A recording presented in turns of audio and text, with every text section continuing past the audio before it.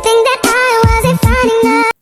Assalamualaikum warahmatullahi wabarakatuh. Perkenalkan saya Nia Yunita, mahasiswi semester 3 Program Studi Ilmu Komunikasi Universitas Matlaul Anwar Banten.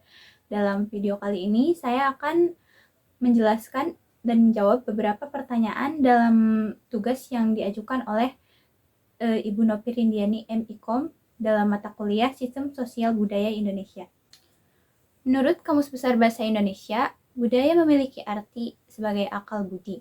Secara umum, budaya dapat diartikan sebagai suatu cara hidup yang terdapat pada sekelompok manusia yang telah berkembang dan diturunkan dari generasi ke generasi dari sesepuh kelompok tersebut.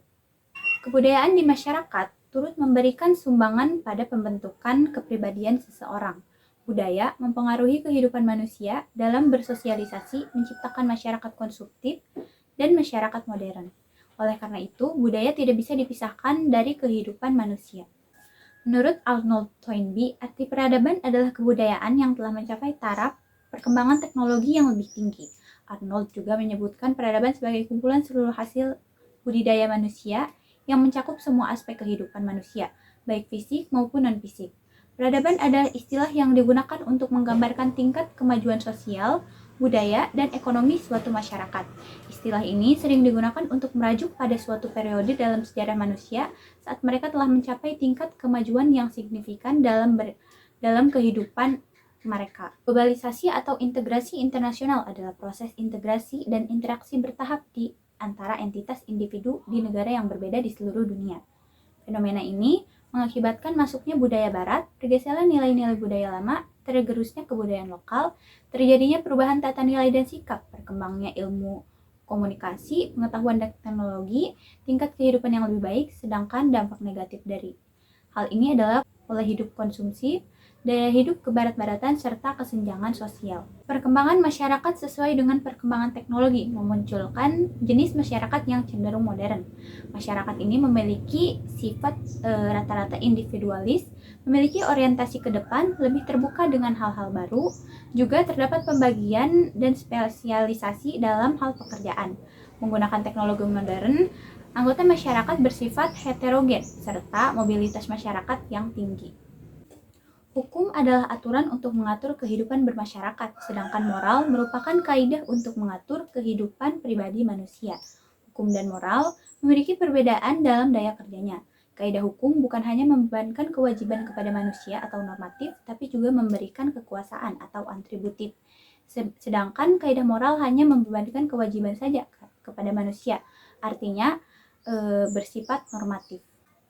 Jenis kelamin identik dengan perbedaan bentuk fisik antara perempuan dan pria, sementara gender lebih mengarah pada karakteristik, peran, fungsi, status, serta tanggung jawabnya. Selain itu, jenis kelamin sudah menjadi kodrat tiap manusia. Gender di sini juga berbeda dengan jenis kelamin dan orientasi seksual. Jenis kelamin mengacu pada kondisi biologis, yang salah satunya ditandai oleh anatomi tubuh. Orientasi sosial mengacu pada minat seseorang terhadap jenis gender yang berbeda. Saat ini kita sering mendengar istilah LGBTQ, salah satu contoh orientasi seksual yang dilampangkan bendera pelangi.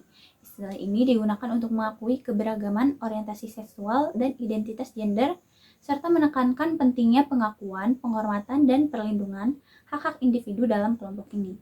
Tujuannya adalah untuk mempromosikan inklusi kesetaraan dan penghormatan terhadap individu-individu LGBT.